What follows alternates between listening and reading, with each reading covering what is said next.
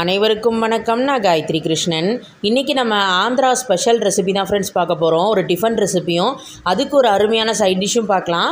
Video skip பண்ணாமல் பாருங்கள் friends. வாங்க வீடியோக்குள்ளே போய் பார்க்குவோம். இந்த டிஃபன் ரெசிபி பண்ணுறதுக்கு ஃபஸ்ட்டு நம்ம பச்சரிசியை ஊற போட்டுக்கணும்.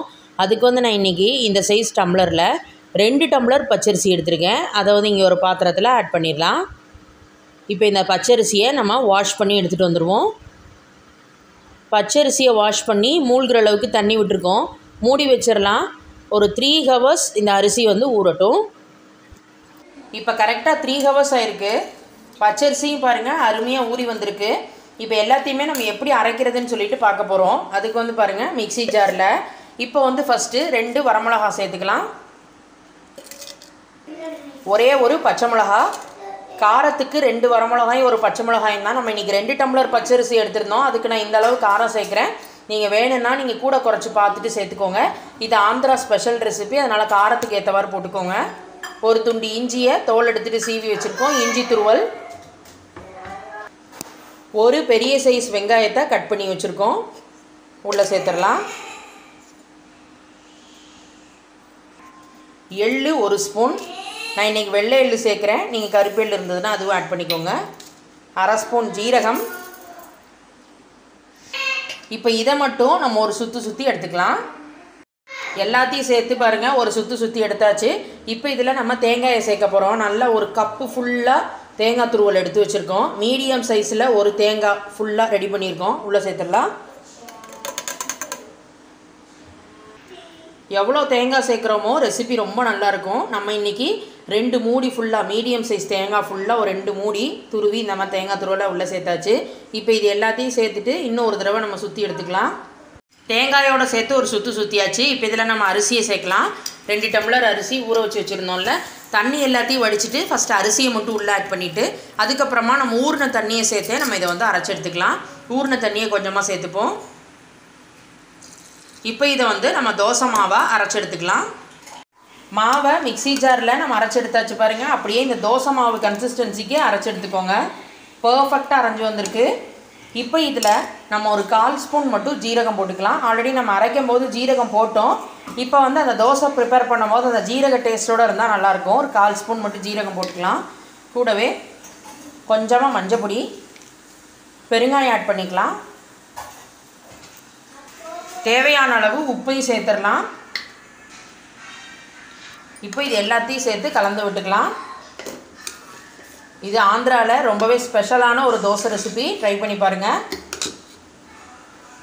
எல்லாத்தையும் சேர்த்து மிக்ஸ் பண்ணியாச்சு. இது இன்ஸ்டண்ட்டாக நம்ம உடனே ப்ரிப்பேர் பண்ணிடலாம். மாவு புளிக்க வைக்கணும்லாம் இல்லை. பச்சரிசி ஒரு 2-3 ஹவர்ஸ் ஊறுற டைம் தான். உடனே நம்ம அரைச்சி தோசை ப்ரிப்பேர் பண்ணிடலாம். இப்போ இந்த மாவு ஒரு சைடு இருக்கட்டும். நம்ம டக்குன்னு ஒரு சட்னி மட்டும் ரெடி பண்ணிட்டு வந்துடலாம் சைட் டிஷ்க்கு. சைட் டிஷ் பண்ணுறதுக்கு பாருங்கள், இன்றைக்கி ஒரு சட்னி தான் நம்ம ரெடி பண்ண போகிறோம். கடாயில் 1 ஸ்பூன் எண்ணெய் விட்டுருக்கோம். எண்ணெய் ஹீட் ஆனதும் உளுத்தம்பருப்பு 1 டேபிள் ஸ்பூன், 1 டேபிள் ஸ்பூன் கடலைப்பருப்பு, ஒரே ஒரு வரமிளகா சேர்த்துக்கலாம். கொஞ்சம் பெருங்காயம். ஃபஸ்ட்டு இந்த பருப்பு வரமிளகாயை மட்டும் லேசாக நம்ம வறுத்துப்போம். பருப்பு கொஞ்சம் நிறம் மாறி வரட்டும், வறுபட்டு வரட்டும், வறுத்துக்கலாம். இந்த டிஃபனுக்கு இந்த சட்னியை ட்ரை பண்ணி பாருங்கள், ரொம்ப நல்லாயிருக்கும். பருப்பு லேசாக செவக்க வறுபட்டு வர ஆரம்பிக்குது. இந்த டைமில் பாருங்கள், சின்ன குடமிளகாவில் 1 குடமிளகாயை கட் பண்ணி வச்சுருக்கேன். அதை உள்ளே சேர்த்துடலாம். இதோட கூடவே ஒரே ஒரு தக்காளி பழம், கொஞ்சம் கருவேப்பிலை, காரத்துக்கு 2 பச்சை மிளகாய் எடுத்து வச்சுருக்கேன். ஆல்ரெடி ஒரு வரமிளகா போட்டிருக்கோம். பச்சை மிளகாயும் சேர்த்துட்டு கலந்து விட்டுப்போம். இப்போ இந்த குடமிளகா தக்காளி பழம் எல்லாமே கொஞ்சம் வதங்கணும். இப்போ இதில் தேவையான அளவு நம்ம உப்பு ஆட் பண்ணிடலாம். இதோட கூடவே சின்னதாக கொட்டைப்பாக்கு சைஸ் அளவுக்கு புளி, அதையும் க்ளீன் பண்ணிவிட்டு உள்ளே ஆட் பண்ணிக்கலாம். 1/2 ஸ்பூன் மஞ்சள் பொடி. எல்லாத்தையும் சேர்த்து நம்ம கலந்து விட்டுக்க வேண்டியதான். எல்லாமே கொஞ்சம் வதங்கி வரட்டும். குடமிளகா தக்காளி பழம் எல்லாமே பாருங்கள் வதங்கி வந்தாச்சு.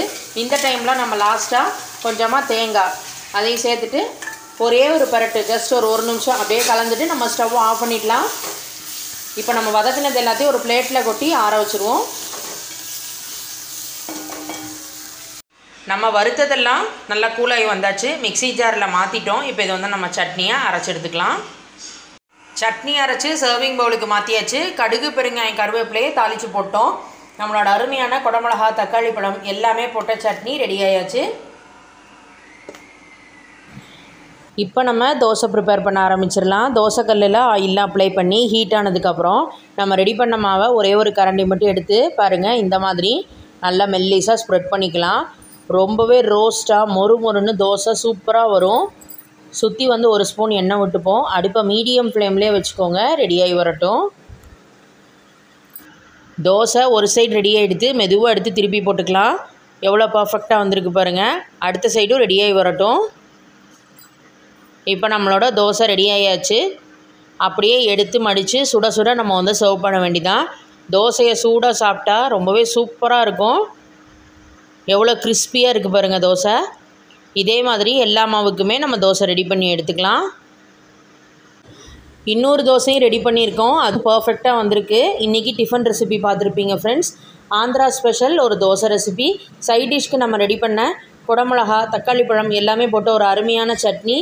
கண்டிப்பாக எல்லாருமே இந்த காம்போவை ட்ரை பண்ணி பார்த்துட்டு மறக்காமல் உங்கள் ஃபீட்பேக்கை கமெண்ட் பாக்ஸில் ஷேர் பண்ணுங்கள். மேலும் மேலும் இன்ட்ரெஸ்டிங் வீடியோஸ்க்கு நம்ம மணக்கோலம் குக்கிங் சேனலை சப்ஸ்கிரைப் பண்ணிக்கோங்க ஃப்ரெண்ட்ஸ். ப்ளீஸ் ஃப்ரெண்ட்ஸ், இந்த வீடியோக்கு ஒரு லைக் கொடுத்துட்டு எங்களுக்கு சப்போர்ட் பண்ணுங்கள். தேங்க்யூ.